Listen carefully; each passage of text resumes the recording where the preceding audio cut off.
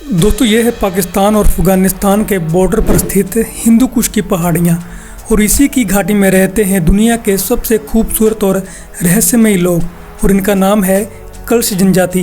दोस्तों कल्श जाति के लोग मुस्लिम से घिरे होने के बावजूद आज भी प्राचीन वैदिक धर्म को मानते हैं। आसपास में सिर्फ मुस्लिम आबादी होने के कारण उधर के मुसलमान कल्श लोगों को हिंदू कुश के आखिरी काफिर या ऋग्वैदिक काफिर कहते हैं। 100 साल पहले इनकी जनसंख्या तकरीबन 1 लाख से ऊपर थी, लेकिन आखिर क्या कारण है कि इनकी आबादी घटती ही जा रही है और घट कर मात्र 4000 के करीब रह गई है। दोस्तों आप इस वीडियो में देखिए कि कैसे एक कल्श लड़की मजाक मजाक में बहुत गहरी सच्चाई बोल देती है। पहले तो हमारी तादाद बहुत ज़्यादा थी, हम लोगों ने तो पूरे चित्राल में भी 3000 साल हुकूमत की, पर मुसलमानों ने आके बाद में आके जब वो इस्लाम आई तो जब आए तो हम लोगों को मार मार के हम लोगों को ख़त्म कर दिया। ये सच है, ये हिस्ट्री बताती है। दोस्तों आज इस वीडियो में बताएंगे कि आखिर कल्श टाइप किस धर्म को मानते हैं, किसकी पूजा करते हैं और किसके वंशज हैं। इसके साथ ही दोस्तों हम इस जनजाति के बारे में ऐसी रहस्यमय बातें बताएंगे जिसके बारे में सुनकर आप दंग रह जाओगे। कल्श लोग पाकिस्तान के त्रिचाल जिले में रहते हैं और ये इलाका पाकिस्तान और अफगानिस्तान के बॉर्डर पर है, पर इनकी संस्कृति इनके आसपास रहने वाले लोगों से बिल्कुल अलग है और बहुत पुरानी है। असल में कल्श लोगों की नस्ल के दूसरे लोग अफगानिस्तान के नूरिस्तान में रहते हैं। नूरिस्तान में रहने वाले ये वही लोग हैं जो पाकिस्तान में रहने वाले कल्श लोगों की तरह ही वैदिक धर्म को मानते थे, लेकिन बाद में उन लोगों से जबरन इस्लाम कबूल करवाया गया। 1890 में अब्दुल रहमान खान नाम के एक हमलावर ने इस इलाके पर हमला कर यहाँ के लोगों को इस्लाम कबूल करने के लिए मजबूर कर दिया और उसने यहाँ के लोगों को मुसलमान बनाने के बाद यहाँ का नाम नूरिस्तान रख दिया। नूरिस्तान में रहने वाले ये लोग वैदिक धर्म को मानते थे। दोस्तों इस बात का सबूत ये है कि इस इलाके को पहले काफिरस्तान कहा जाता था।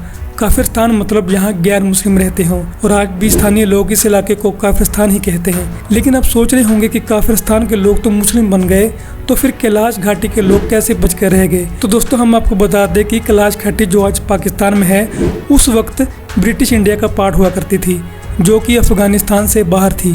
इसलिए अफगानी हमलावर अब्दुल रहमान कैलाश घाटी में रहने वाले लोगों को मुस्लिम नहीं बना सका। जैसे कि हम जानते हैं कि सनातन दुनिया का सबसे पुराना धर्म है और हजारों सालों से कई देशों में सनातन धर्म के प्रमाण भी मिले हैं और आज भी मिल रहे हैं। लेकिन आने वाले समय में कट्टर विचारधारा बढ़ती गई और नए नए मजहबों का उदय हुआ। कभी एक समय पूर्वी अफगानिस्तान से लेकर कश्मीर तक फैले इस वैदिक संस्कृति का आज इन इलाकों में नाम निशान भी नहीं है। कश्मीरी पंडितों का पलायन तो अभी का विषय है। जितने भी सनातन को मानने वाले थे उन इलाकों में बलपूर्वक मुस्लिम बना दिए गए। लेकिन कल्श घाटी में रहने वाले लोग आज भी शुद्ध हैं। शुद्ध इसलिए क्योंकि हिंदू कुश की पहाड़ियों में पहुंचना बहुत मुश्किल था। यही कारण है कि आज के समय में भी वहां वैदिक धर्म बचा रहा है। लेकिन जैसे जैसे आधुनिकता बढ़ रही है वैसे वैसे इस पवित्र जनजाति पर इस्लामीकरण का खतरा बढ़ता ही जा रहा है। कल्श जनजाति प्राचीन हिंदी धर्म के एक रूप का पालन करती है जो अलग अलग देवी देवताओं को पूजते हैं। यूनेस्को ने उन्हें 2018 में एक दुर्लभ संस्कृति विरासत के रूप में शामिल किया था। वो भारी मुस्लिम पड़ोसियों से घिरे क्षेत्र की एकमात्र नॉन मुस्लिम जाति है। इस कारण से ये अपने साथ पारंपरिक हथियारों के अलावा अपनी सुरक्षा के लिए आधुनिक हथियार भी रखते हैं। दोस्तों कल्श घाटी हिंदू कुश के विशाल पहाड़ द्वारा संरक्षित है, इसलिए ये इतने लंबे समय से बाहरी दुनिया से कटे हुए हैं। ऐतिहासिक रूप से कल्श लोग 24,000 वर्षों से अधिक समय तक इन घाटियों पर हावी रहे हैं। हालांकि गंभीर धमकियां और उत्पीड़न का सामना करने के बावजूद भी ये लोग अपने जीवन में भरपूर जश्न मनाते हैं। त्योहारों के दौरान कल्श पुरुष और औरतें एक साथ नाचते और गाते हैं। के त्योहारों के समय कोई भी लड़की अपने प्यार का इजहार कर सकती है। इनमें शादी का एक अनोखा रिवाज है, या कहें कि शादी को लेकर एक खुलापन है। इस समुदाय में चौमास त्योहार के दौरान लड़की जिस लड़के को पसंद करती है उसके घर उसके साथ चली जाती है।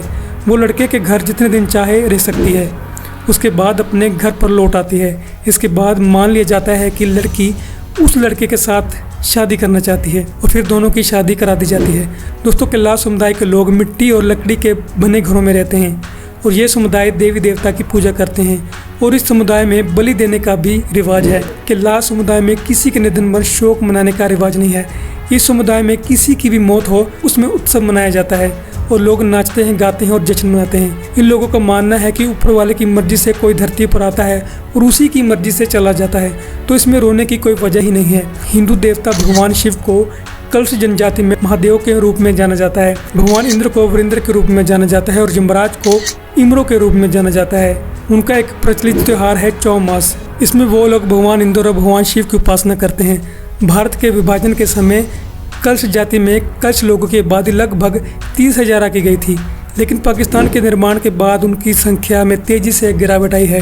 अब तिरचाल जिले की इन घाटियों में सिर्फ 3800 कल्श लोग रहते हैं। ज़्यादातर लोग गरीब हैं क्योंकि वो लोग कृषि, पशुपालन और घाटियों पर ही निर्भर हैं। शहरों के लोग उन्हें सिर्फ इस्लाम स्वीकारने पर रोजगार देने का लालच देते हैं। पिछले 2-3 दशकों में सड़कों की सुविधा हो जाने से धर्मांतर का खतरा भी बढ़ गया है। जैसे कोई नाबालिग लड़कियों का अपहरण कर लिया जाता है और उसकी शादी मुस्लिम व्यक्ति से ज़बरदस्ती करवा दी जाती है।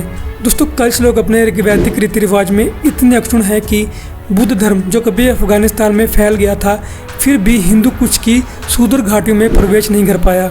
कल्श घाटी के लोग अपने वैदिक परंपराओं और रीति रिवाजों का पालन करते रहे हैं, लेकिन अब मुस्लिम क्षेत्र में सूक्ष्म अल्पसंख्यक समुदाय होने के नाते कल्श को अपने जीवन को इस्लामिक मानकों के अनुरूप होने के लिए लगातार खतरों का सामना करना पड़ता है और उन्हें अपने प्राचीन जीववादी विश्वास और उनके ऋग्वैदिक प्रथाओं को छोड़ने के लिए कहा जाता है। स्थानीय लोग ने उन्हें आर्थिक लाभ और बेहतरीन इलाज के लिए इस्लाम स्वीकार करने के लिए मजबूर कर दिया है। दोस्तों, कल्श घाटियां अब इस्लामिक चरणपथ से त्रस्त हो गई हैं। घाटियों का तेजी से बढ़ता इस्लामीकरण बहुत चिंता का विषय है। स्थानीय लोगों का मानना है कि अगर सरकार और विश्व संगठन हस्तक्षेप नहीं करते तो अगले 10 से 15 सालों में पूरी जनजाति इस्लाम में परिवर्तित हो जाएगी। और ये हमारे लिए बड़ी अफसोस की बात है कि हमने अपनी सबसे पुरानी जनजातियों में से एक को गुमनामी में खो दिया, जब खोने जा रहे हैं। दोस्तों, हम कहते हैं कि इस वीडियो को इतना शेयर करें कि ये सूचना उन लोगों को और हमारी सरकार में बैठे उन शीर्ष नेताओं तक पहुंच जाए और बचे हुए कल्श लोगों की सुरक्षा के लिए यूएन पर दबाव डाल सकें। दोस्तों, आज की वीडियो में इतना ही। अगर जानकारी अच्छी लगी हो तो वीडियो को लाइक, शेयर और हमारे चैनल को सब्सक्राइब जरूर करें। हम ऐसे ही वीडियोस आप तक लाते रहेंगे। धन्यवाद।